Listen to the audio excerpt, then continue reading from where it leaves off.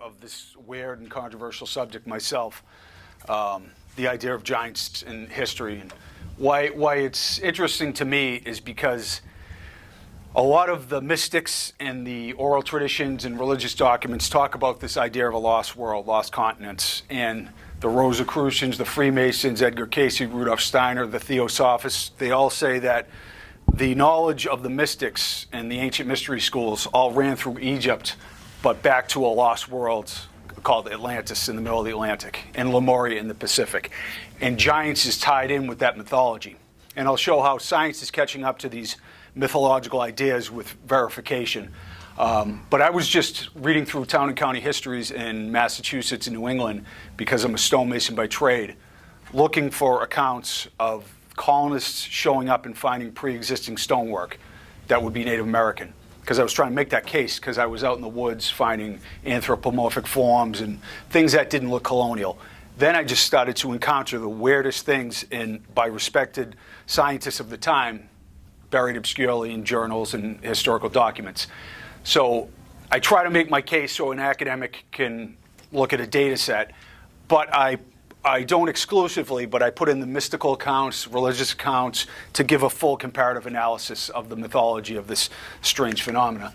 So my brother Bill and I, we've done a series of shows for history. We did the Search for the Lost Giants, several on the lost colony of Roanoke, which is very interesting. I think you find that on the interweb. I've been on with Josh Gates, Expedition Unknown. Megan Fox, the actress, actually, she asked me to be on her show, which is funny because she liked our show. But I guess I don't have what Machine Gun Kelly has, so... No, but Megan's really cool. She's into mysticism. She's into the Cayce material. She's very, very bright, very intelligent, very good person. And my buddy Hugh Newman, he's the dude on The English Guy in Ancient Aliens. You probably see him all the time. We got together about 15 years ago. We're interested and found a lot of the same evidence. Decided to get together and do shows and write books. And this is our newest. This is the story in the Americas of the giant lore, the Native American traditions. And this is the one in the British Isles, which is very similar, as I will show. So I'm a believer in coincidence only goes so far for me. And you'll see things that are well beyond coincidence all around the world by civilizations that were not connected and did not communicate. At least that's the current paradigm. So I'll show evidence toward that end. So here's my buddy Andy White. He's an anthropologist. He's a skeptic. He's a pain in the ass, but he's a good guy. And we get together, and I try to draw academics into this debate, these ideas of a lost world, these mythological ideas. And I try to make the case. And I've spoke in front of his class, and the kids are really good. They ask good questions. And I'm just like, oral traditions, point out a mystery, but then science has to verify it. But science is kind of somewhat like an atheistic cult these days. They don't believe in the oral traditions. They don't believe in the mystics. So I say, I use that as a guidepost. Let's go to Egypt. Let's excavate here. Then science, you call in the pros, and you get the archaeologists and the dates, the contextual evidence, the carbon dates that you need. So I am not anti-science by any means, but I just think science is kind of running in a narrow lane, and I'm trying to loosen it up. So a lot of people were into the conspiracy world about the idea of giants and other mysteries.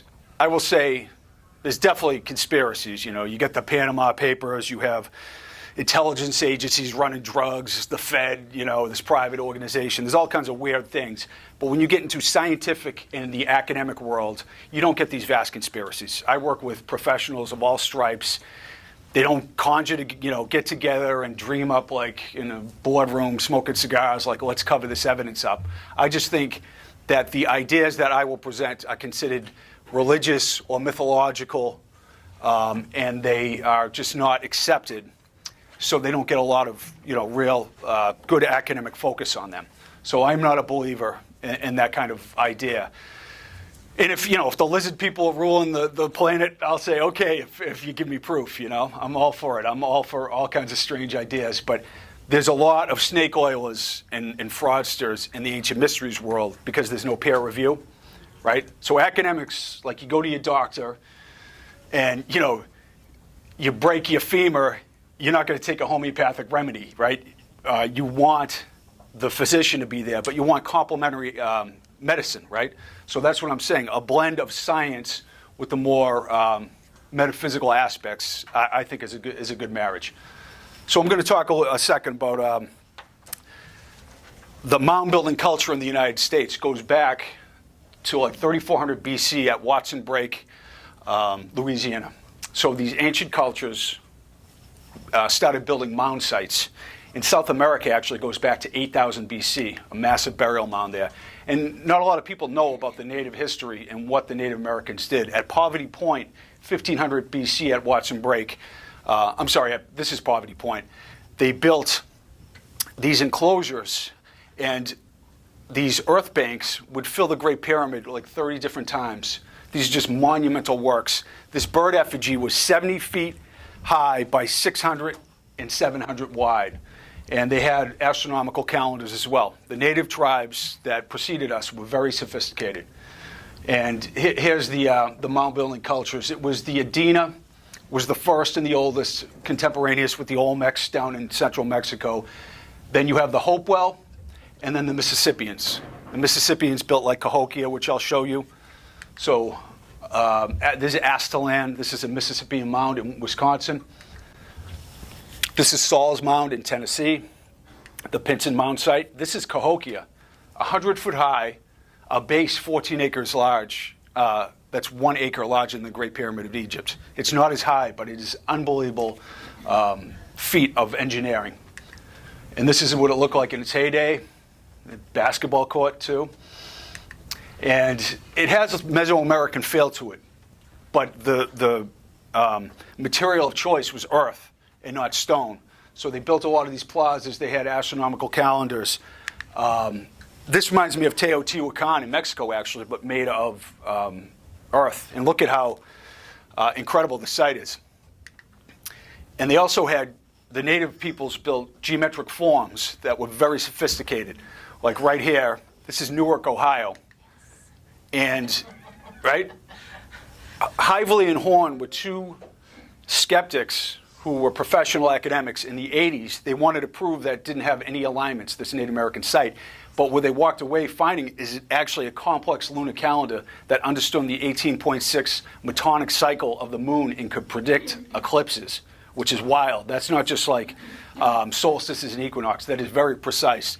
So the native people had this incredible knowledge of mathematics and geometry.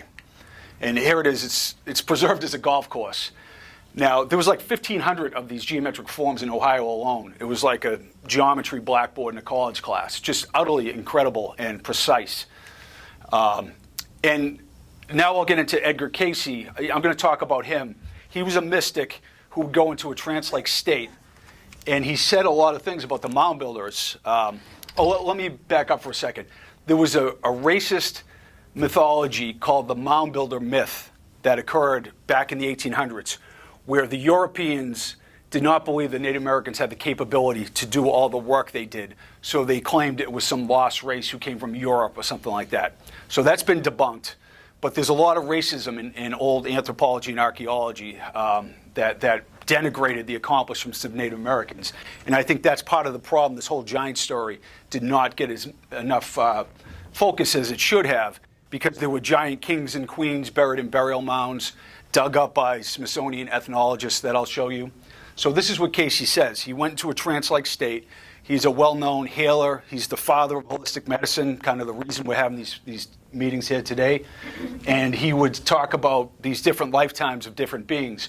But he said that in Alabama and Florida, those of a race of unusual height, unusual proportions, as what might be termed in the present, for they were the lords of the land. So there was a royal class of native people. You can sit wherever you want, or there. And my friends Greg and Laura Little and John Van Auken wrote a book about his 68 readings about the mound builders. And they line up with a lot of what I found and what is shown in the archaeological record. So I follow Edgar Cayce's work, not dogmatically, but as a tool to point in the right direction and verify what he had to say. Because he talks literally that Atlantis existed and that they migrated to different parts of the world. And genetic evidence kind of proves that too, with the haplogroup X mitochondrial DNA strand that is found in different places where Cayce said that the survivors went. So there's old ideas in anthropology and archaeology, like out of Africa, the Clovis Barrier. The belief is people did not come into the United States or North America any earlier than about 11 to 12,000 BC, and that held true for the longest time. And it was zealously guarded, and if you said otherwise or found evidence otherwise, you were denigrated. Scientists were accused of planting evidence or being incompetent or dealing in contaminated samples. In fact, there is some latent racism mixed in as well, because in South America there was dozens of reports and solid findings of ancient dates, but it did not go in alignment with the elegant theory of the Clovis Barrier. It made everything make sense. But now we know there's incontrovertible evidence in a new study that was just released of fossilized footprints. They found human footprints in New Mexico, children's footprints. They have the first unequivocal evidence that the humans in North America existed 23,000 years ago at least. And the grass seeds were embedded in the footprints. So it's like they get the exact date, essentially. And Cayce said things like this early on, and he was demeaned because those were crazy ideas. Anthropologists believed up until like the 1930s, before they found the Folsom site in New Mexico, that nobody was here before 2000 BC. So the academic consensus has a long history of being wrong, and I'm not disparaging anyone, but that's what you get when you do not listen to the oral traditions of the indigenous people and you stumble around the dark looking for evidence. So here are the footprints here. Then we have sites like Göbekli Tepe in Turkey. It's a 12,000-year-old temple site that is absolutely massive. They uncovered it, I think, in the 90s. And there are rings and rings of this incredible megalithic site that they decommissioned and covered over after 1,000 years of use. So this is another example of this idea of a lost world, that civilization is sophisticated much further back than we ever thought, because we thought it used to start in Samaria, and this is 6,000 years older. And they found a sister site that my co-author just visited called Karahan Tepe. So there's actually like 11 of these sites. This is unbelievably massive in its own right, and the Turkish archaeologists are currently unearthing 11 more of these sites in southern Turkey. So it's very, very exciting game changer.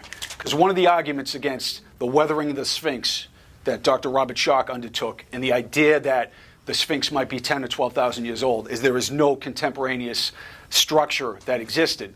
So in the 90s, when they debated it, that was one of the criticism used against him. But now we know that there are structures that are that old and sophisticated. So there's a hypothesis that's been going around for about 20 years, and it's been recently verified, that has a meteor hitting the ice sheet in Greenland 12,800 years ago. And it's cataclysmic. It destroyed 10% of the Earth's landmass by fire, massive flooding. It's the biblical deluge. And Plato, in his Laws 3, gives the date at 12,600 years ago of the destruction of Atlantis. And he's known in the Timaeus and Critias as being the one who talks about it. But there are many post- and pre-Platonic literature, notations by geographers and historians that Atlantis was a fact. And it's not always called Atlantis. In the building text of Edfu, it's called the land of the primeval ones. Or the Tuatha De Danann came from these mythical lands, Mureus and Phalius, in the middle of the Atlantic. So all the traditions, including Native American ones, say that there was a literal lost continent that was destroyed by this event. So the mythology is starting to line up with modern day science. Now this is where my weird story begins. George Sheldon was an amateur archaeologist, Mass State Senator in my home state. And I was reading through the town history of Deerfield. They actually found a Native American site about 13,000 years old, a paleo site. So the Native people were there a long time. And I'm reading through, looking for these accounts of stonework that Native Americans might have built. And I found this. One of these skeletons was described to me by Henry Mather, who saw it, as being of monstrous size. The head is big as a peck basket with double teeth all around. Remember that. The skeleton was examined by Stephen Williams, who said the owner must have been nearly 8 feet high. And I'm like, what? Stephen Williams was from a lineage of doctors. He taught anatomy at Berkshire College. So this is a guy who knows how to measure a skeleton. And I will show that these aren't like illiterate farmers who are unearthing skeletons. These are often professionals just giving measurements of a stationary object. And that's what drew me into this. And sometimes there'll be like 7-foot skeletons, and you could say, I know this dude in the NBA and he's 7'6", but it's more the incidence of 7-foot and taller people in today's modern society is definitely not the same as what you find in the burial mounds of ancient America. It is of a much higher proportion. And sometimes the skeletons are 8-9 foot tall, which is well out of normal range. So, the esoteric belief is that they are kind of a lost bloodline from the past. So I went to the museum and I said to the curator, did you know George Sheldon reported an 8-foot skeleton? He said, oh yeah, right here on display, we had the femur bone of an 8.5 individual from Marion, Ohio, that Sheldon had delivered. So they had it on display.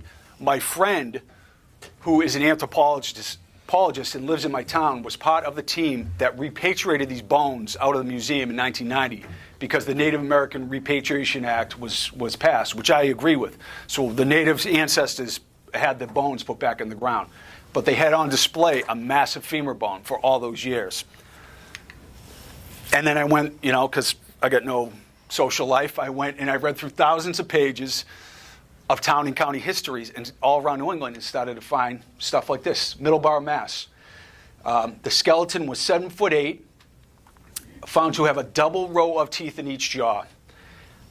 And Dr. Morrow Robinson, I found his records, I found his office, I found his gravesite. I go through and dive into these stories, talk to descendants and relatives, and make sure they're as valid as I can attest to.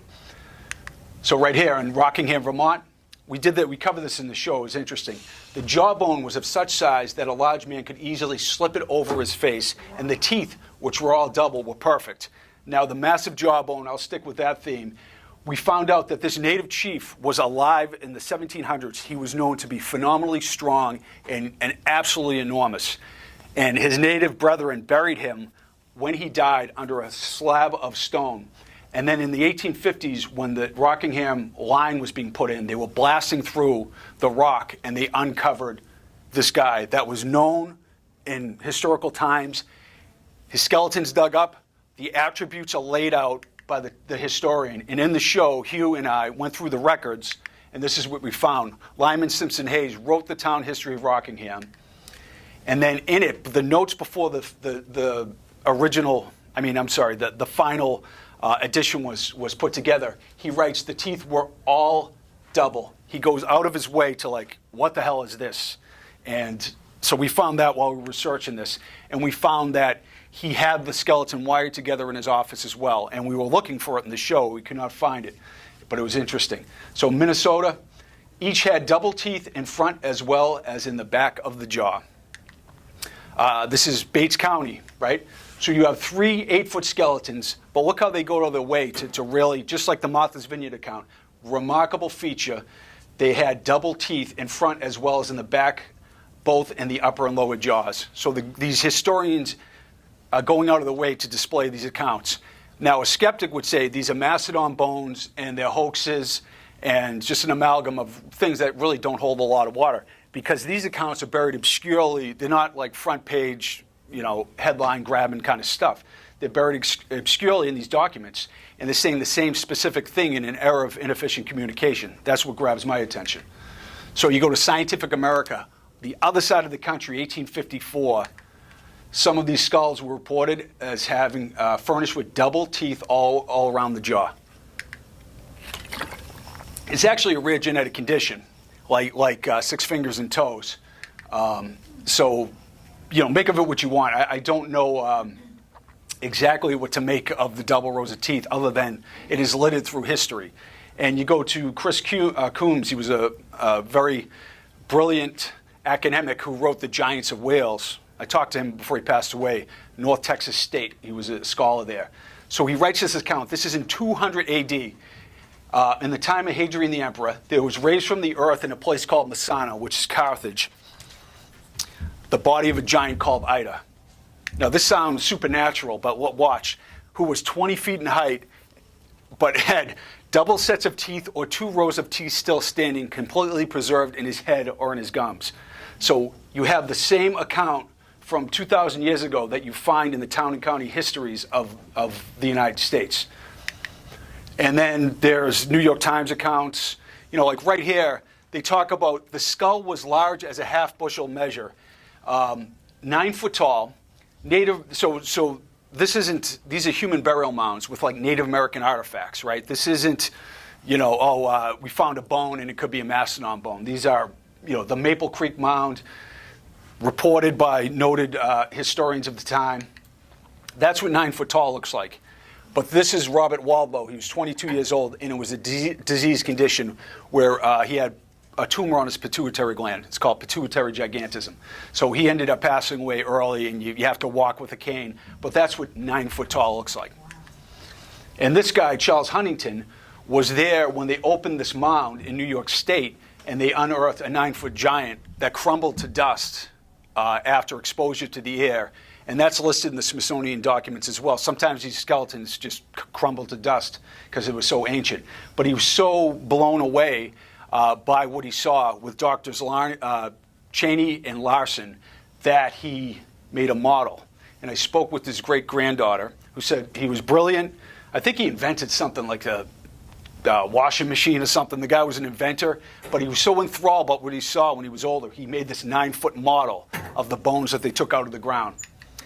And in the statistics of the find are listed in the New York State Geology Department in Buffalo and the Smithsonian. Now check out some of these. 9 foot tall, shin bone that was 20 inches in length, 14-inch foot, and 35 inches across the shoulders. This is not like an NBA guy. This is a massive individual with massive bone structure.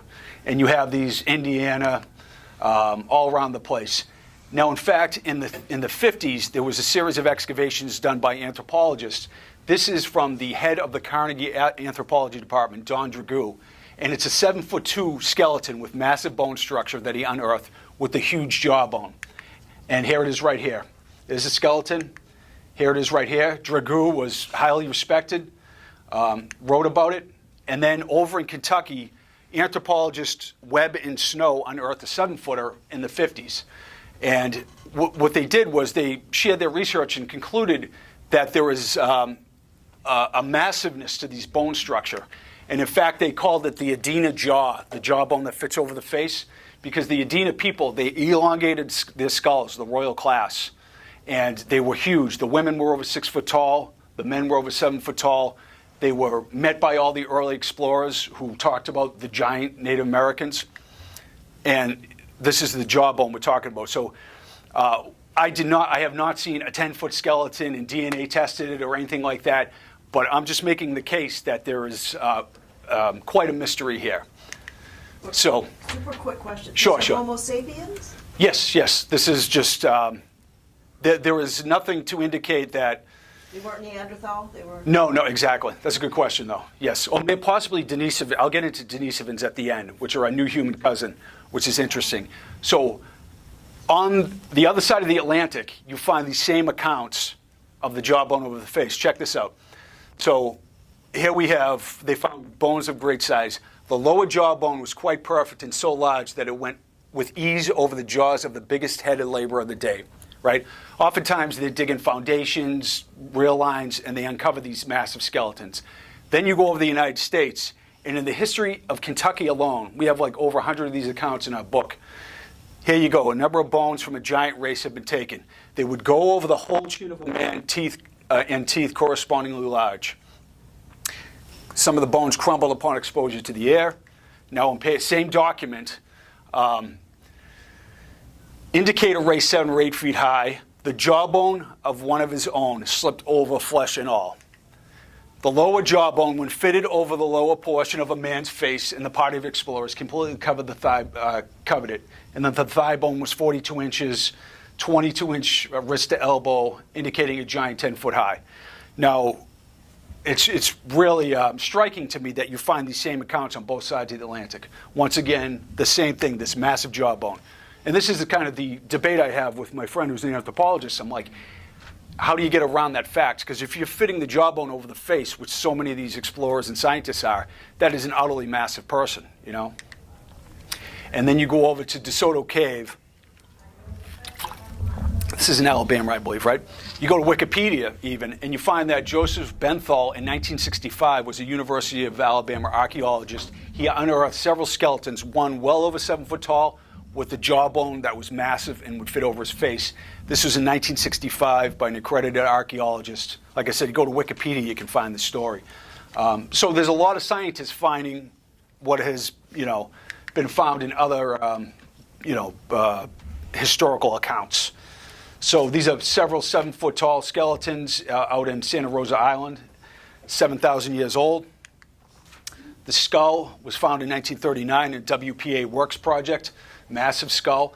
Actually, one of Andy White's students found that this is still at the Texas Archaeological Research Lab, which I'd like to get DNA tested. I thought it went missing, but it is there. So that is a skull that is known, that was found. In our show is geologist Brad Dubler and my brother.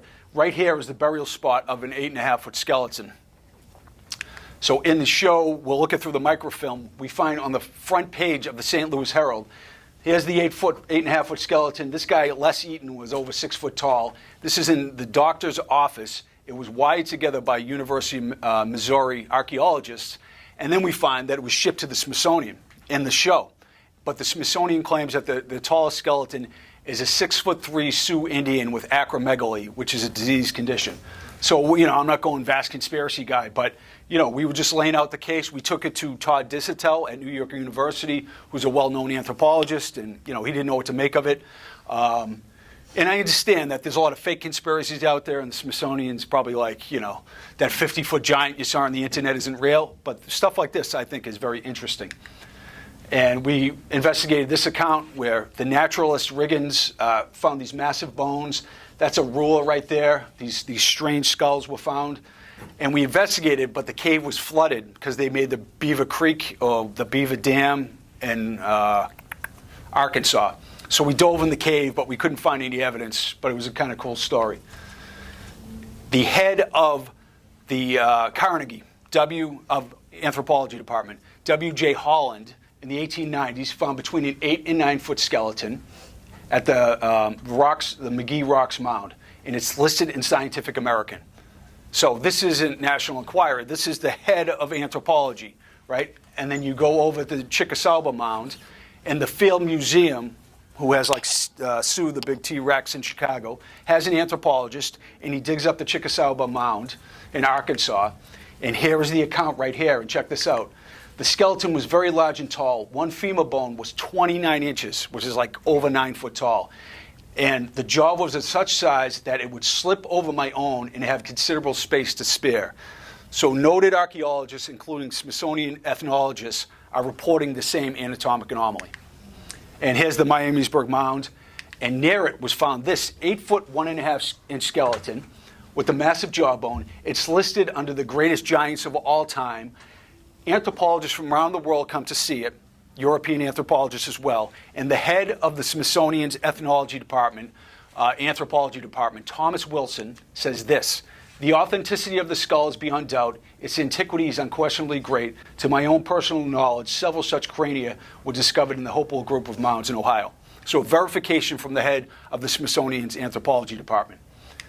Now later on, there was a zealous, racist head of anthropology called Dr. Herlichka. He looks like a second, like a character actor in a Nazi movie or something. The guy was zealous. He was perversely racist. And a lot of anthropology was at the time, like cranial measurements and trying to denigrate native races and things like that. But he was very adamant about giants not existing. And he ignored all the accounts in the Smithsonian's own documents and never commented on it.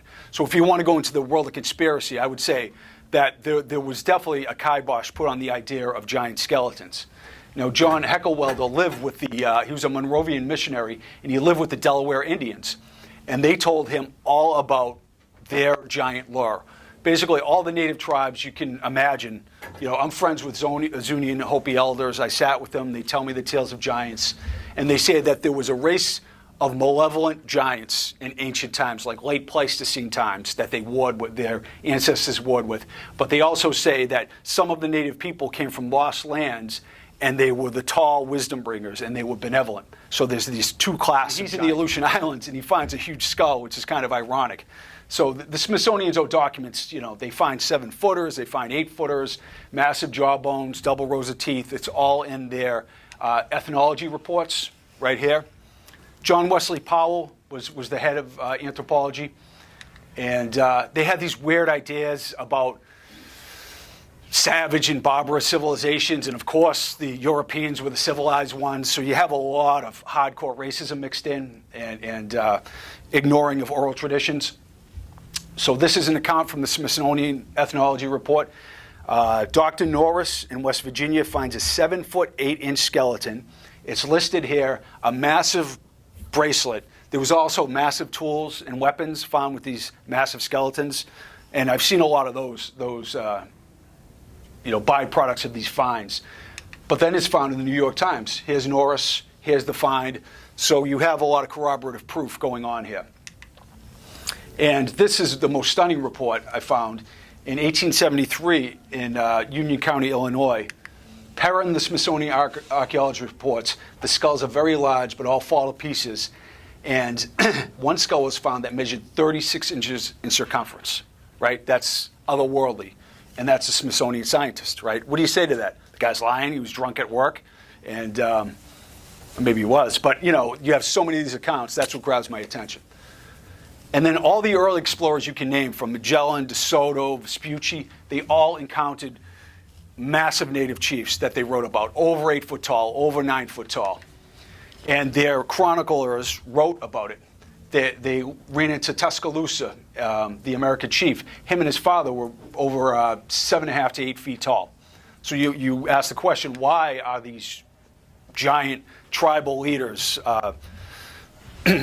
there? Where do they come from? Is it just, we revere the tall people or something, or is it something else at work? So the Rosicrucians, Freemasons, Theosophists, the Bible, religious documents, and the great mystics all talk about giants as a historical reality, which I didn't know about. I read through all the documents of the Rosicrucians and Freemasons, and it was really kind of stunning that they're all have these specific ideas about the past, and they all agree on them, about a lost world and the idea of giants. So I travel megalithic sites all around the world. I'm a stonemason by trade with engineering experience. And you see things like this, like Sacsayhuaman, just incredible sites. But the Inca, they didn't say our ancestors built it. I even have done ayahuasca ceremonies with an Inca shaman who talks about the oral traditions of his predecessors, and they tell stories like that, like this. Like the Inca specifically told the Spaniards that the giants in mythology, they were huge people living in Cusco, and they carried the huge stone blocks and put them together. So that was written down by the Spanish. They thought like devils built these things. They were so outrageous, these sites. And then you bring in Edgar Cayce, and this is what he has to say in a trance-like state. They ask about the customs of the people of Atlantis before the first destruction. So that's about 50,000 BC. They took on many sizes as to be called the midget to the giants, for there were giants in the earth in those days, men as tall as what would be termed today 10 or 12 feet in stature and well proportioned throughout. So that's what Cayce says, that part of the population of this lost world that was destroyed in a flood were giant people. So Viracocha, one of the engineers that I will show later on, he made the earth and sky, fashioned stone, a race of giants. Displeased with them, he turned some of the giants back into the stone and destroyed them in a flood. And I know this is couched in mythological terms, but it's just like the Bible and other traditions. In England, it's the same tradition. In Wales, that there was a race of giants that was created that ended up being malevolent, and they were destroyed in a flood. And there's Viracocha right there. And here's some pictures of Sacsayhuaman.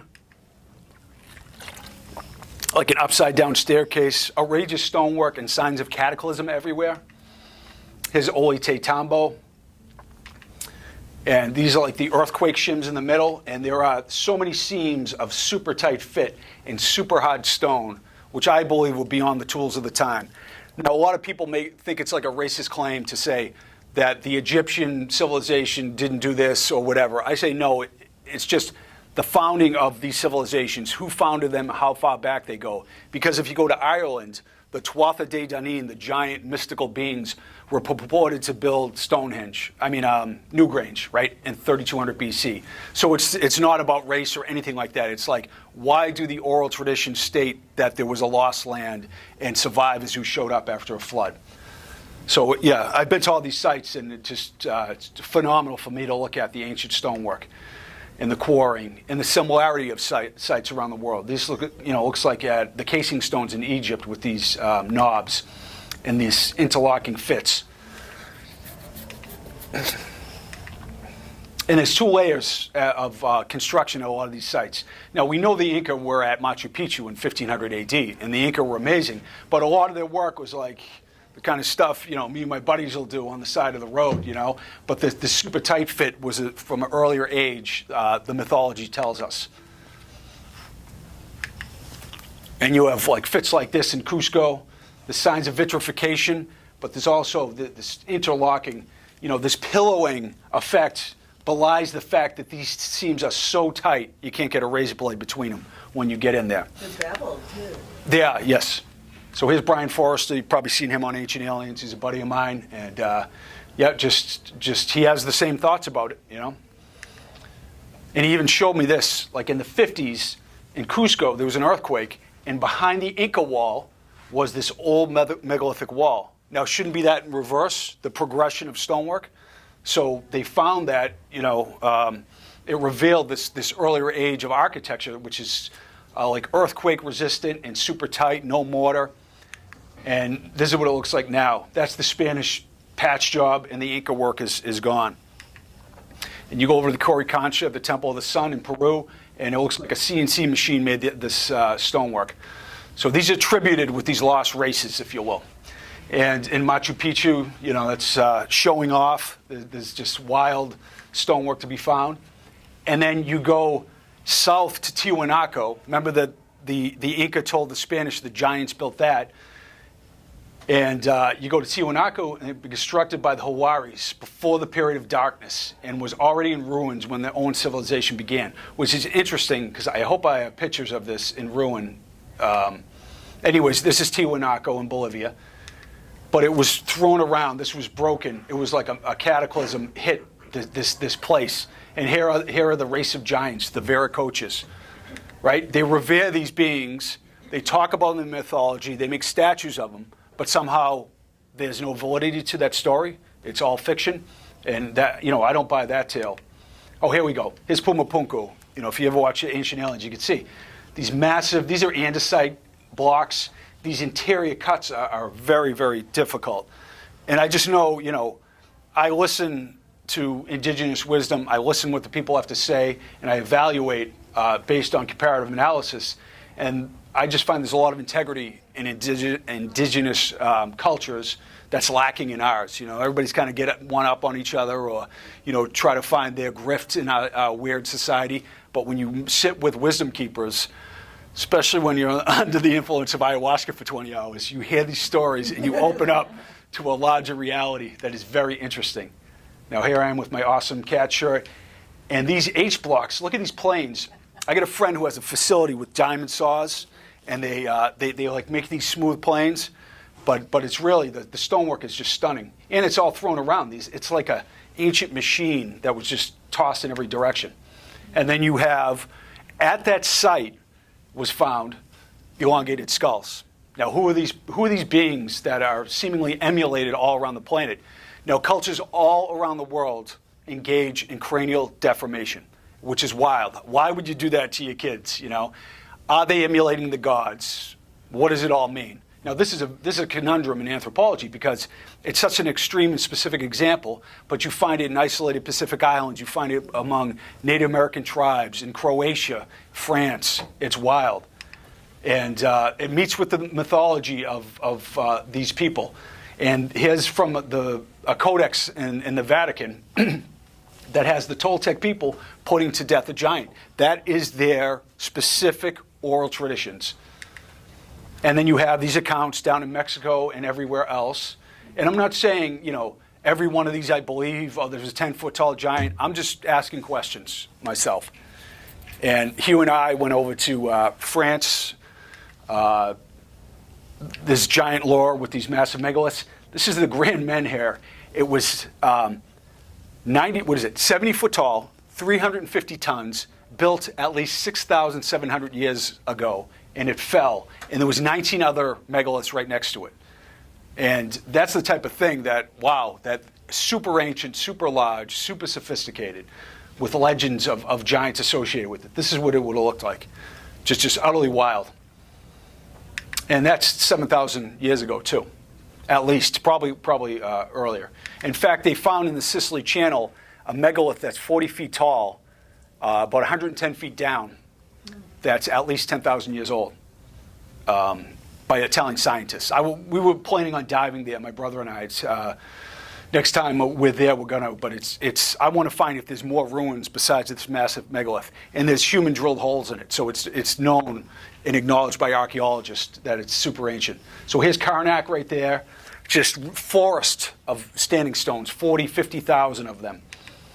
And you have the giant accounts once again, including, this is the one of the most interesting ones we ran into. Lepage, the anthropologist in the 1890s, found massive bones, and it was peer-reviewed at the time by European anthropologists, and it was not found to have a disease condition. So what they found was the femoral midshaft and other bones of a giant who was calculated to have been 11 and a half feet tall. That's what the corresponding bones look like. So he was well regarded, respected by Madison Grant, and even included in Topinard's journals. His calculation indicated that the Neolithic giant was about 3.5 meters tall, several hundred kilograms. That's 11.6 in 1,000 pounds.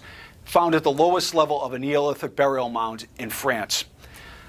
The bones were at the University of Montpellier. We contacted them. Hugh and I went to the museum when we were in France, and they don't have them around because I wanted to DNA test those bones and have them evaluated. So just another kind of frustrating end to a wild story. I have Yes. if I could ask. Sure. Is there any records of us mating with those giant creatures? That's a good question. It would seem anatomically tough. I'll tell you that the traditions are, they're talking about genetic intervention, I think, like rather than mating, so there was like a weird, I'll get into, I hopefully answer your question in a little while about the engineers who show up, which are equally bizarre and specific around the world. Yes? I find this very fascinating. I just want to ask you one question. Sure. Because this keeps coming through my head. Yeah. In 1869, they found the Cardiff giant in Syracuse, New York. Yes. That's now on display at the Farmers Museum in Cooperstown. Can you tell me what you know about that? Yeah, there was a 10-foot giant that was found in New York. And what it was his name's escaping me, but the guy who cooked up the giant got in a fight with a Christian revivalist who said there were giants in the Bible. So to hoax them and to mess with them, he made a 10-foot giant. And in our new book, we write about that the carver of that giant his name was Giuseppe Sala. And he was an Italian stone carver who worked on churches and stuff in Buffalo, New York. So he hoaxed it.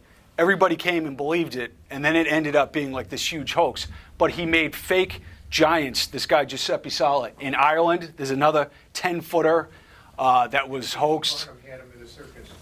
Yeah, yes. So that was the thing, that the snake oilists took these fake giants and these false reports, just like today. Just like you go down the internet and there's nobody's, the fringe elements are not dedicated to logic and reason, oftentimes in the ancient mysteries world. So they'll take a known hoax, they'll filter on the internet. But yes, there are hoaxes mixed in here as well. Absolutely. Sure. Yes. Did you ever study about the P.T. Barnum giants that were in the traveling circus in America? That's a good point. Yes, they in fact had a woman who was nearly 9 foot tall from the Amazon. The Smithsonian scientists were very interested early on about the idea of giants. I even heard of giantesses too. Yes. Yeah. No. That's what I was saying. That women who were enormously tall from the Amazon and Patagonia and other places. I have a theory though. Oh, I have a theory and I want to see if you agree with it. Because we all came from the same original group of people, what if our genetic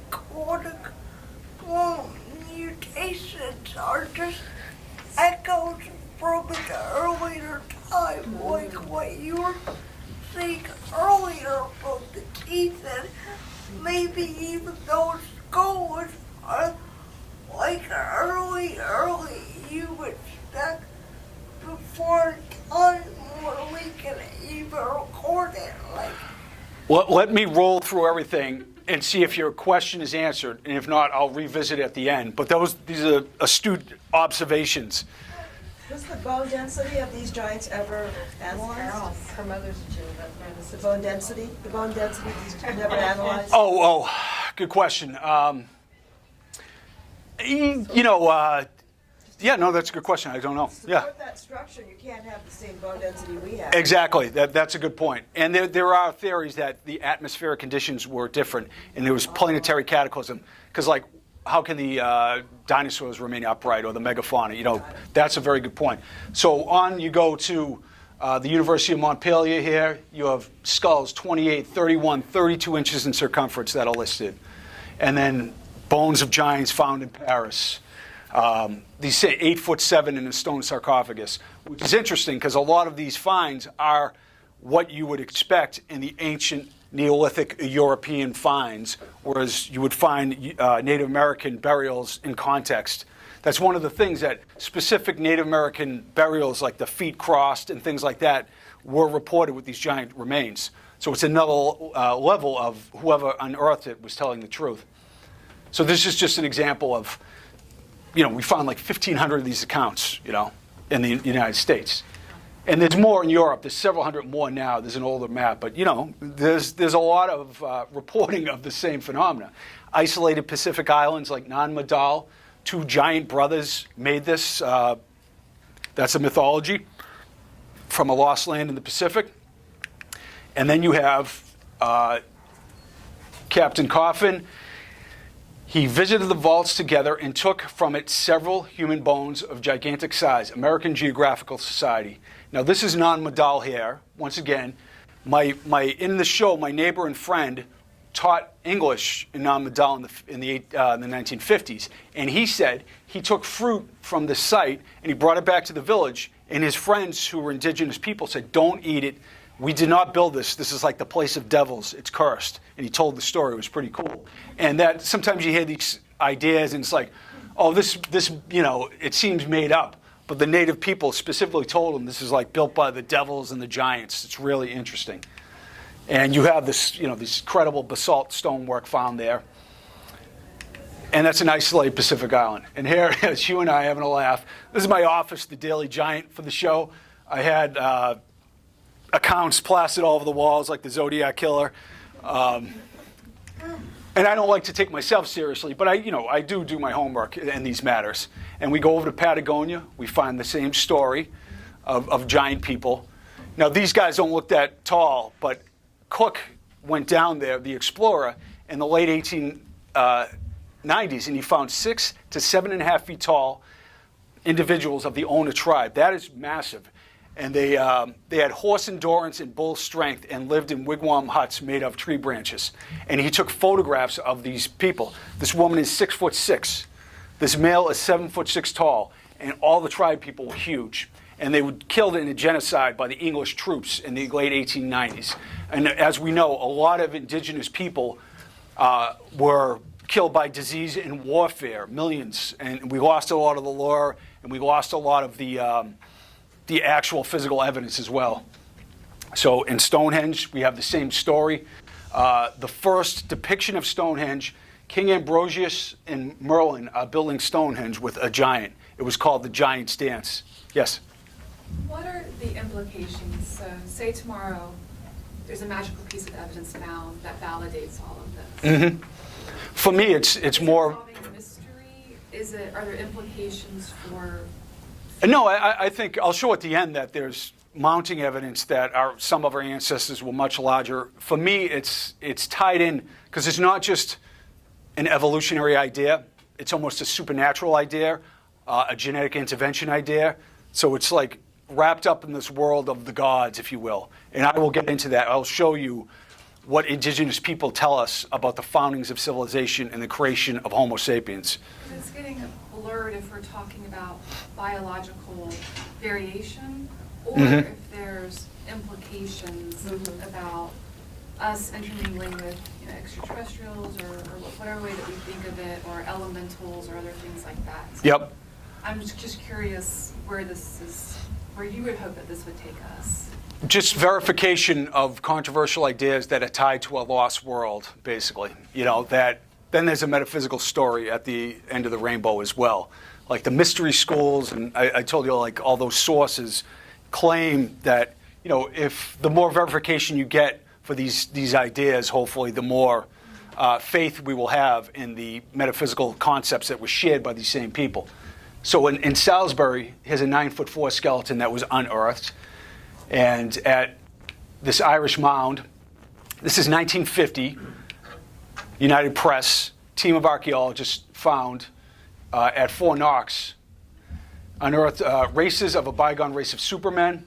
The chamber was dated to 2000 BC. This is on the other side of the Atlantic. They talk about extraordinary width of shoulder and massive bone construction. And here is Fort Knox right here. So these are some of the examples I'm showing from other places. 8-foot tall skeleton in Ireland, 8 foot 5.5 inch. And then every dolmen or grave or signpost in the British Isles is associated with the giant. It is embedded into the landscape. It's really fascinating in that regard. How long did they live, these giants? Well, the gods lived long ages. In the Bible, you have 120 years or whatever? Yes, exactly, or hundreds of years.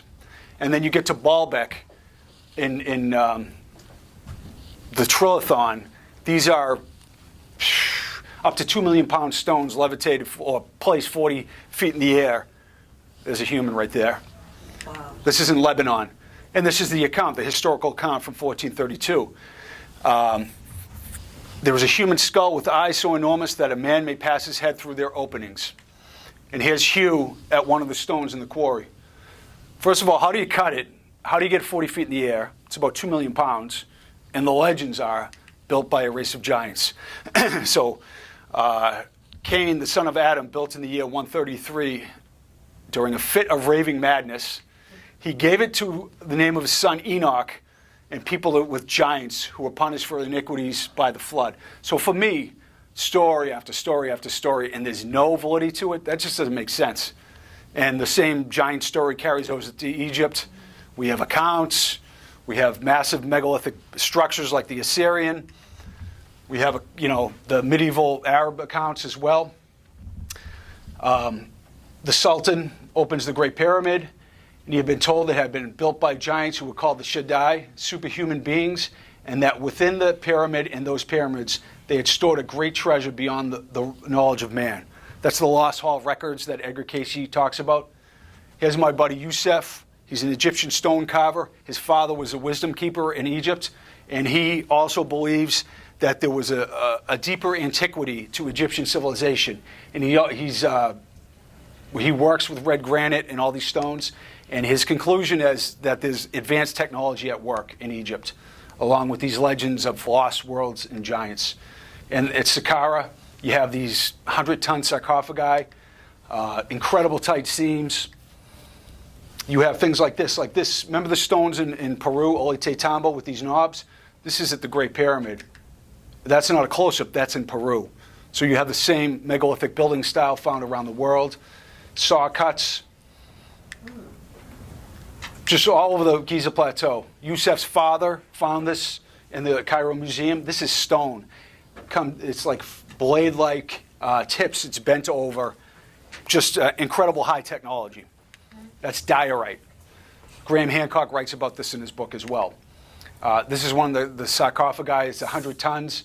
Super, super tight. And then you go to Sardinia, and we continue with the story. The Tomb of the Giants. Ancient Aliens did an episode with my co-author where they used our accounts, and Hugh was running around with Giorgio showing him all the sites in Sardinia. It's a pretty cool episode, actually. But this is the Tomb of the Giants. And they have historical accounts as well. 8 feet tall. And then there's another I'll show. These are called the Giants' Tombs. Awesome construction. Contains skeletons over 9 feet tall. So these are, once again, historical accounts of excavations mixed with the legends of the giants. And they even have 7.5 foot tall statues of these strange beings that look like C-3PO. Right? This account is very interesting in Sicily. I dug this up. It's in the Tongue of Time. So in Sicily, they're mining sulfur there, right? And Captain Allen, he discovers a skeleton that was 11 foot 4 inches, but 10.6 English. The skull with his jaws is about the dimension of a 2-gallon bucket. The body was found 170 feet below the surface, like in an other age. And let me quickly show you, there were strange, hieroglyphs listed as well. So I went through all the records, I followed up on Captain Allen, and he in fact made a sworn statement of his find. And this is his attorney here, and at Bridgeport, Connecticut, where I live. And it's in the Medical Repository, Volume 3, that I was able to unearth. And he goes in and talks about that, and then mentions it's worthy to notice that the Cyclops, a race of men of gigantic stature, were referred by the ancients to the very region these bones were found, the western part of Sicily. So mythology lining up with finds. And the megalithic sites are here, all over Italy, built by the Cyclops, a race of giants. Massive constructions. Is my co-author. So it's this same story of stone construction and mythology and historical accounts. So who are the engineers? What do ancient people tell us about the creation of Homo sapiens and the giants? And they are this weird group of people. Yesterday I spoke like an hour and a half specifically on these fish gods. And it sounds strange, but hold on and pay attention. So it starts in the Dogon region of Mali, Africa. French anthropologists lived with the blind elder Olga Temelli, who studied the Dogon's people's myth from his grandfather and father for 20 years. He transmitted it to the French anthropologists. He wrote about it. And then Robert Temple, the professor of history and philosophy, wrote a book called The Serious Mystery, where the Dogon people understood that Sirius B, which is a dwarf star, orbited and existed, which they shouldn't have been able to because of the lack of astronomical knowledge of the isolated tribe. So Olga Metelli tells us that the Nomo were hermaphroditic, androgynous, half like human-like, half fish beings who showed up in ancient times and were the architects of life on Earth and Homo sapiens. And they're associated with this idea of giants as well. So here are these hermaphroditic beings. And you say, oh, that's weird. Maybe it's an isolated incident. But then you go to China, and you find Fuxi and Nuar.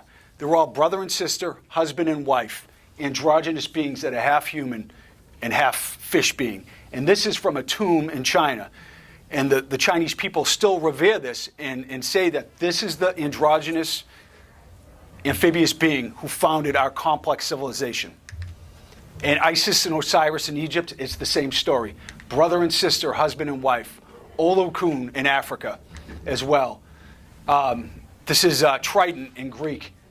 Breasts and a beard, androgynous fish god. Look at the portrayal of it. The iconography is all the same. Kekrops, the androgynous founder of Athens. The original Athenians were called Kekropians. So these weird beings, I don't think I told you actually, the Dogon say from the Sirius star system is where these beings came from. They're extraterrestrials and they show up around the planet. Artigaris, Dercato. This is from Lipensky Vieira. It's about 8,000 BC in Serbia. And in India, you find the same story. That is rather specific and rather odd, right? And this is Matse. And this is Oannes, who's Berosus in 280 BC, says that this guy shows up out of the Persian Gulf and teaches the Sumerians all the complex geometry and arts of civilization. And Vieira does the same thing on the other side of the Atlantic. And they carry this strange man bag here as well. Look at the fish guys. They have their bag. They're rocking the fish hats. Very strange. I'll get to the end because I don't want to get off topic too much. You go on the other side of the Atlantic. Quetzalcoatl is androgynous. And he's got the same bag. Right? And then Vieira is covered in fish scales. And his wife, Mama Kocha, brother and sister, husband and wife, had a fish tail as well and had that iconography and shrines all around Lake Titicaca. This guy got it all. This is Kukumats. He's got the bag, he gets the fish scales, the seven-headed serpents. He's androgynous, pretty specific. Atavea in the middle of the Pacific Ocean, isolated Cook Islands, androgynous god as well. The Inuit people have a hermaphroditic, amphibious god as the creator god as well, and it goes on and on and on. My point is, you're kidding, WTF, right? And the Native American tribes have the same stories. And I'm just showing, I don't have all the answers. I don't have a time machine. But is there a story here or not? Am I out of my mind? Which could be true. So then you go into the Bible and you find, we were talking about genetics and anatomic anomalies and things like that. The giant of Gath had 6 fingers and 6 toes. Now, the first mention is in the Summa Ipsu, 28 tetralogical omens. And the thing is that this anatomic anomaly associated with giants, it's either associated with malevolence or it's a revered attribute of the divine gods. So it has this supernatural aspect to it everywhere. There's a library of Ashurbanipal that I visited at the British Museum. This guy has 27 digits. So that there are places where the incidence of polydactylism among certain people are higher, and that's the place where the god showed up, which is interesting. So Cayce says that, that Muzuan was a being who showed up from the continent of Lemuria in 9000 BC, and he had blue hair, dark gold eyes, and 6-fingered hands. This is in New Mexico. Look, 6 fingers. Newspaper rock, you have the same thing. Look at this. The giant foot has 6 toes. That's newspaper rock in Utah. This guy at the McConnell Ranch, nice feet. 6 fingers, 6 fingers. And what is this being, by the way? Eastern Oklahoma. You'll see that the larger foot usually has 6 fingers, right? Sedona, Utah, 6, 5. Even I've read through a stack of academic papers that talk about this houses with 6-digit footprints, and here are 3 giant 20-inch footprints at Pueblo Bonito, Chaco Canyon. Can't see it, but there's a normal size 5-inch, 5-toed one as well. Are those thought to be actual footprints or just art symbolizing? Some are actual, and I'll show you them. And this is art. This is rock art, I believe, or it couldn't. I don't know. Is the question. So Patricia Crown, anthropologist, talked about she was intrigued by the divine attributes of these beings. They even found a foot in room 30 at Pueblo Bonito with 6 toes. There was a higher incidence of polydactylism amongst the Pueblo peoples than other parts of the world. And their mythology is that there was a race of 6-toed people, of giant people who came and interbred. I'm sorry, Pueblo? Pueblo Bonito in Chaco Canyon. So you take it over to Mexico, same thing, giant prints, and you go to the NPS National Park website, and it says 6 toes is a common symbol, a large foot, by the way, in petroglyphs and pictographs. What do you think this toe could mean? I got an answer, but it's pretty interesting. They're acknowledging this reality, and they're asking a question, which is cool. At Alton, Illinois, native petroglyphs or footprints. The 6-toed one is larger. Now I'm going to roll through I'm not getting to all of them, but giant footprints are found in Georgia and all these historical documents. Right here, 1, 2, 3, 4, 5, 6, trap rock. Right there, you have footprints. The human tracks are remarkable for having uniformly 6 toes each, distinguished from the rest by its monstrousness, no less than 16 inches in length. Here is the Judicaula rock. So Mooney was a Smithsonian researcher, and the Cherokee have a legend of the Judicaula giant. The giant leaped down off his mountain to a creek below where he scratched his 7-fingered hands. And then Baja, New Mexico, a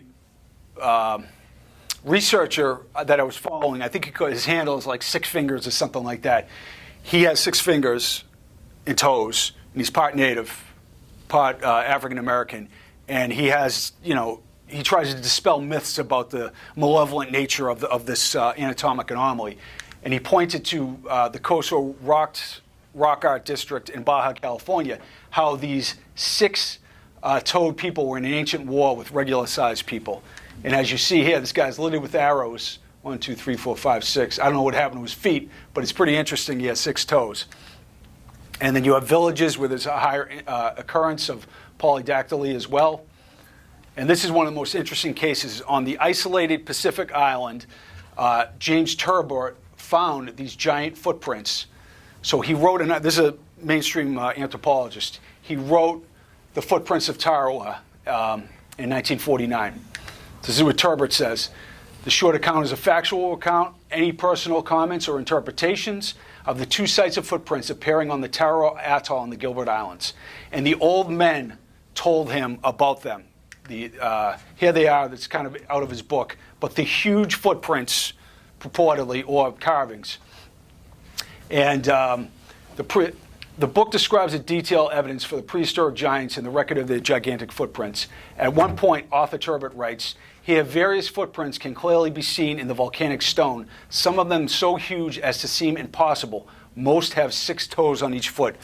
Isolated Pacific island, telling the same tale of the Bible and Native Americans and all around the world once again.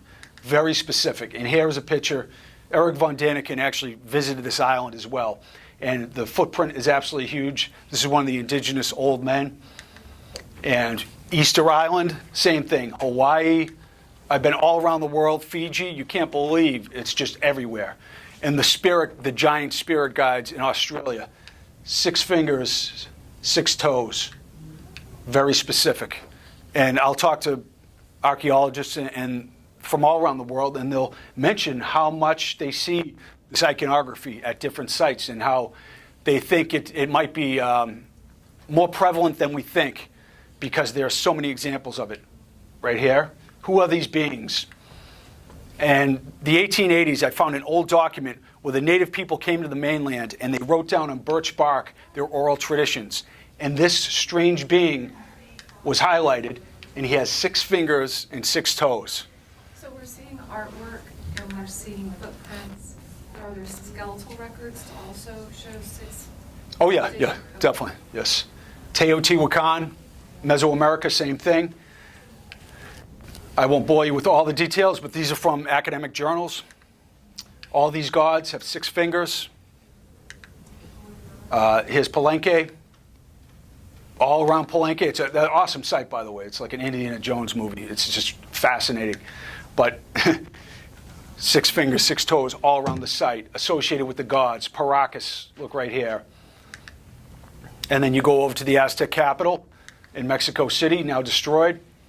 And right in the gods and the giants at the beginning of the museum, they have 6 toes on each foot. So this is interesting. Biological evidence in rock art representations from the Atacama Desert in northern Chile. This is like a team of archaeologists wrote this in the journal. And they found all these sites with extra digits being displayed. And, the paper states that they were kind of amazed, and moreover, the broad dispersion of hands and feet in rock art images with polydactyly extra digits in Chile, Argentina could suggest that it was more frequent than currently documented in the bioarchaeological record. I state that it was more supernatural or divine, and that's why it's emphasized. But regardless, it's interesting when academics get engaged in this mystery. And Tulum, remember the 7-fingered one? You have the Hall of the Frescoes with 7 digits. Now, Cuchulainn was one of the giant heroes in Irish mythology, and he is known to have, straight from Wikipedia and the Oxford University Press, 7 toes and 7 fingers. The nails with the grip of a hawk's claw or griffin's clench. So the same story on the other side of the Atlantic. You go over to Botswana, and Matsang is the giant who has six toes. And this is the place of emergence for the people in Botswana. And Credo Mutwa was an elder, and he talked about the giants, and he talked about extra digits. He passed away recently, but that is the specific, I think it's the Zulu people who have that mythology.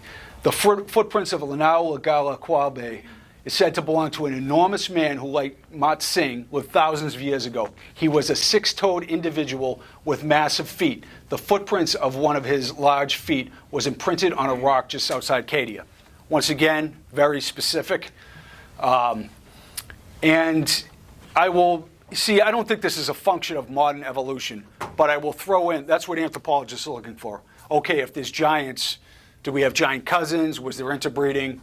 Understandable. They, in 2010, in Siberia, at the Denisova cave, they found a human cousin that mated with Neanderthals and humans that lived 40,000 years ago and much deeper in antiquity. And they found a tooth. And the tooth was so large, they thought it was the tooth of a cave bear. They sent it to the Max Planck Institute for analysis, and they figured out it was a human cousin that had never been found before, and that we have, or some of us have, several percentage of Denisovan DNA, just like Neanderthal DNA. And look at how huge it is. The surface area is huge, and they were astonished. But then, in 1938, a Chinese farmer found a huge skull, and the Japanese troops were coming, so he hid it down a well. And in 2018, he told his grandson, I stashed this massive skull down a well, go get it, because he was on his deathbed. He took it, I believe, to the University of Beijing, where they've tested for a couple of years, and they just came out with a new paper. And this, we believe, is a Denisovan skull. So it's huge, and this is Chris Stringer, anthropologist. The largest Homo skull ever found. Stringer says, this is the biggest human skull I've seen, and I've seen a few. So well-respected anthropologist. The idea that our ancestors are all kind of small may be starting to be overturned. And so it's interesting. I don't know, like I said, I can only speculate. I put this, these ideas together. I show specific, very beyond coincidence ideas that I think, and like I said, I'm Mormon, and they're into their faith, which I understand. But, you want to be objective when you analyze these things and not engage in wishful thinking. And so I lay out the case here, and I really feel like there's a story that's very interesting that has to do with the lost world, that has to do with these strange, who are the fish gods who show up around the planet? You got to ask that question. It's not just like, oh, that's mythology, those people really were unsophisticated. You can't have it both ways. Ancient peoples were supremely sophisticated, engaged in metaphysical thought systems, engaged in temple building, and really sticklers for their oral traditions. I think oftentimes young girls were chosen because their ability to transmit correctly this information was very important. And the religious documents and the writings on the temple walls and the Sumerian cuneiform texts, it's like the highlight of their culture. They're not going to half-ass it and throw in erroneous supernatural information that has no basis in reality. So just as somebody say I landed on this planet yesterday and somebody dumped all this information in front of me, I would say, there's a story here. There's no question about it. And it doesn't matter if I have 5 PhDs or I live in my mother's basement. The evidence speaks. I don't live in my mother's basement, by the way. The evidence speaks for itself, I feel. And that's why I try to drag, academics into the middle, debate these matters, and, see if there's validity to them. So I'll take a couple questions if you have them, and then I was going to go, if you want to buy a book over at my table, I have the 2 books as well. Yes? I'm actually a 6-finger person. It runs in my family. Nice. That's awesome. Right here, they tie it when you're a baby, so it Mine looks like this. I have an aunt, hers looks a little longer than this. So, yeah, I've been curious about it. Oh, that's cool. It's just a genetic thing. That's Yes. what I felt like. It's a genetic thing, but I Yeah. don't see very many people with, and it stopped like with this generation and my generation, but Yep. for me, a lot of people in my family have this. Absolutely, yeah. I know many people have contacted me with that. I mean, there's whole families that they have 6 fingers and toes. You know, they got like the soccer shirts on or whatever. Yeah. No, that's cool, and it's just, you know, you could say, oh, that's just some kind of genetic mutation or hereditary thing. It's just interesting that, like, the ancient Sumerian texts in the Bible, it's associated with giants, it's associated with the divine and the supernatural. So it's not just, I think it's there's more to the story. Oh, that's cool. Yeah, you can follow me around when I talk and tell that. You're a goddess. Nice. So these giant graves, they were buried with ritual? You mean like ceremony or? Yeah. Oh, and I don't know if you're asking this, but I'll tell a cool story that's covered in our book. It's called the Sowers of Thunder Effect. That my buddy Hugh, he studies like ley lines and telluric energy and stuff. And the graves were like ancient capacitors. And when they were unearthed, we have all these accounts where all these tempests would flare up, and that, you know, there was ritual, but there was this geomantic science involved. So if you desecrated the grave, and the Native Americans have the same legends, you would have these meteorological events. And like I think it was who were the weather shamans? It might have been the Sioux, but they outlawed the ghost dance, the U.S. Army, because they feared what the Native shamans could cook up for them. And they had guns and all kinds of weapons, but they outlawed that because they would raise tempests, that the shamans were still connected to the lineage of the past. And the giants and the gods also had these supernatural abilities, which is interesting. But are you asking like specific ceremonies or artifacts or? Was there any evidence that they had any kind of belief system? Oh yeah, I hear what you're saying. Yeah, well, once again, there's 2 stories of giants. One is a bunch of lunatic, cannibalistic, you know, guys who are doing nothing that's good. And I would say their belief system, like the tall ones, the natives would call them, shared metaphysical thought systems.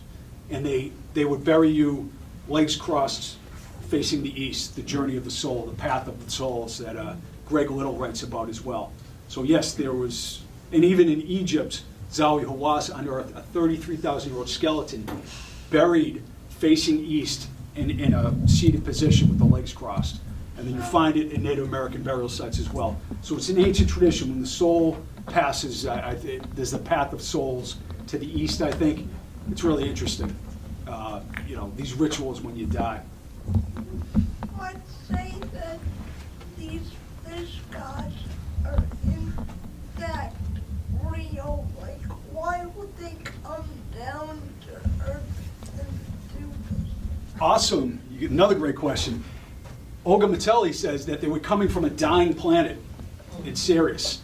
And they came here and they screwed up their first genetic experiments because they were metaphysically of a high order, but they were interbreeding these different, you know, like, what are we? You know, like half ape, half cod. You know, it's like humans are weird, you know. But they could not pass on the metaphysical state to the progeny or to the offspring. So yes, there was, and I believe, I mean, I think there's a reality to it, and it makes sense. The universe is filled with life. That's all this place does is kick out life, you know what I mean? It's like, that's my one beef with science is like, I'm the astrophysicist and I will grudgingly admit there might be microbes on Mars or something. It's like medieval crazy Galileo house arrest stuff. Like the universe produces life, and to think the most screwed up species in the planet the universe is the only place where life was formed. I don't buy that at all. Yes? How do you pray or worship in the fish gods? How do you pray to them? Oh yeah, or like worship them? No, you don't worship anyone in this freak show place. Right? Nobody's earned anything. But it's actually a good tangential question because they taught, these gods, they taught the mystery school teachings that ended up in Egypt, in Greece, and other places. They taught the immortality of the soul. They didn't just teach you how to farm and write on tablets and make up trigonometry and mathematics. These are the guys, when you talk about the ancient mysteries, Plato, all those guys that studied in Egypt, they specifically state it was the gods who taught them that, right? So they basically tell you you're immortal, where these are our avatars in a secondary manifestation, a silly video game, essentially, and we over-identify with it, so we forget our divinity, if you will, right? So I'm all like, I'm kind of cool, but I'm kind of a loser, and you remember all the weird things you've done, and so it's a place of like projection, right? So you judge others externally, and you feel bad about yourself, and it's all bouncing around back to you. But it's a good question, because they are portrayed as benevolent beings who taught us like the mystical arts, how to get out of this loony bin, how to recapture your divinity and stuff like that. So that's a nice question you asked. Yes? What do you think was up with the man bags? Another good question. I have some people that thinks it's like anointing oil or whatever, but I didn't show you at Göbekli Tepe. Remember the site that's 12,000 years old? Pillar 43 has 3 man bags on it. Graham Hancock points that out in his book. Yes. And they're excavating now. I want to see the fish god with the man bag at Göbekli Tepe. Michaela Sheridan, I got to get her name right. I'm always getting it wrong. She's a clairvoyant who runs the Awake and Empowered Expo in Detroit, and I've done talks there. Ethan Fox runs the show, and they have ancient mysteries speakers there. It's kind of like this kind of gathering. I did a session with her, and she channels like these collectives of beings, right? And the Anunnaki spoke through, and I said, "What's up with the man bag, right?" And they said, it was a piece of technology that allowed these amphibious beings to exist within our atmosphere temporarily. Like oxygen. Something like that. And yesterday, I went through the whole spiel about how these fish gods, actually, they were in tanks and they were in bodies of water, and they go sleep at night in the ocean. And it's stated in the Hindu sacred scriptures, in the Sumerian texts, in the Egyptian texts, and by Native Americans, and on and on and on. Viracocha arises from Lake Titicaca, and after he teaches, it is really weird and specific. It's like during the day, they don't eat, they teach the arts of civilization, then they hit the watery grave at night, and it's like, that's pretty specific, Yeah. So you hear these same traditions, and if we weren't so entrained with a pre-existing thought system, and you guys came in with a clean slate, and I told you, this is all the ancestors are telling about us up past, you'd say, that makes sense, I get it fully. But it's like the doubt, the mind gets in there like, oh, especially if you're like a left-brained scientist. It's like, no, and I love science, but it's like an atheistic cult. You could never indulge in these ideas. All your colleagues just shit on you, you know what I mean? Yes? So, in the study of like the zodiac and the ages, like we're going into Age of Aquarius, or we're in it, Age of Pisces. Do you think that the Age of Pisces ties in also to the Dagon fish god, a kind of a nod to that? No, I know what you're saying. That could be the case, Yeah. But I don't believe it's like, the water represents the unconscious in Jung's, hypothesis or something like that. It's specific. It's like these freaks were teaching, and they were like, specifically, they were teaching like advanced, like I said yesterday, I went on and on about it. It showed all the geometry and everything, and they are teaching specific stuff. They are specifically noted to all be androgynous, all be amphibious, and then the Dogon elders tied all together of also having an extraterrestrial origin. So I don't know is the answer, but I will just, state that I'm fully convinced this is a real phenomena and not an allegory or some kind of mythological concept. Archetype or whatever. Yeah, Okay. exactly. Okay. Yeah, but it's a good question. It's valid.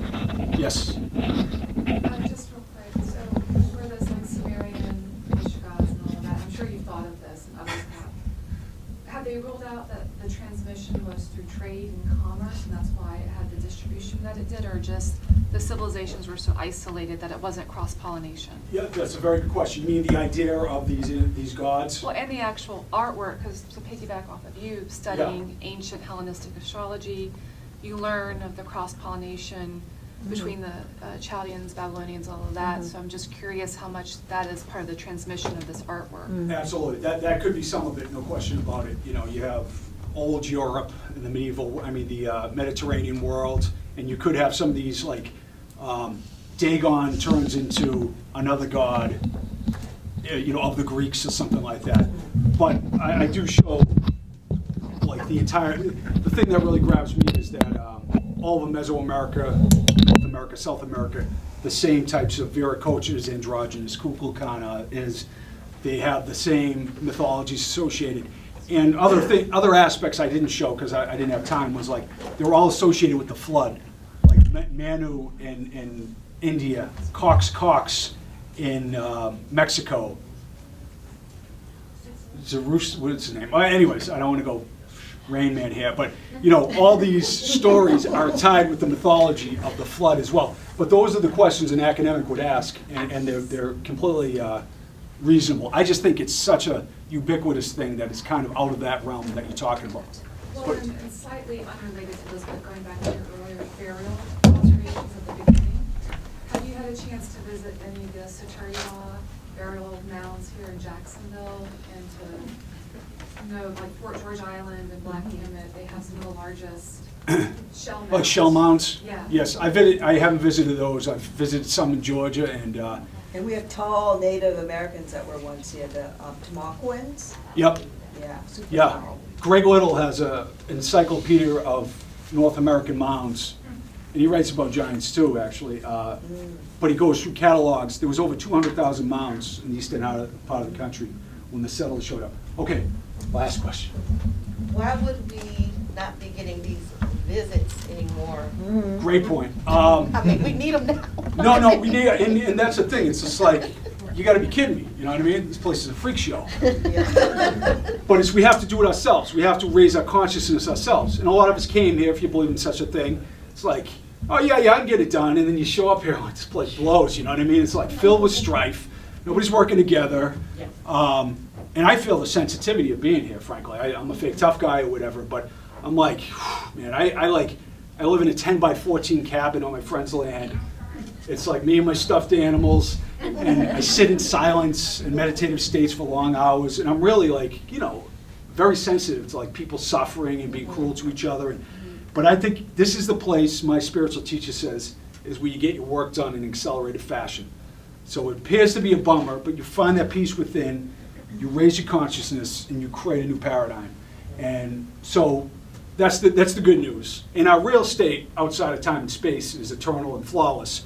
We're just over-identifying with these stupid movie characters. That's what gets you into trouble, right?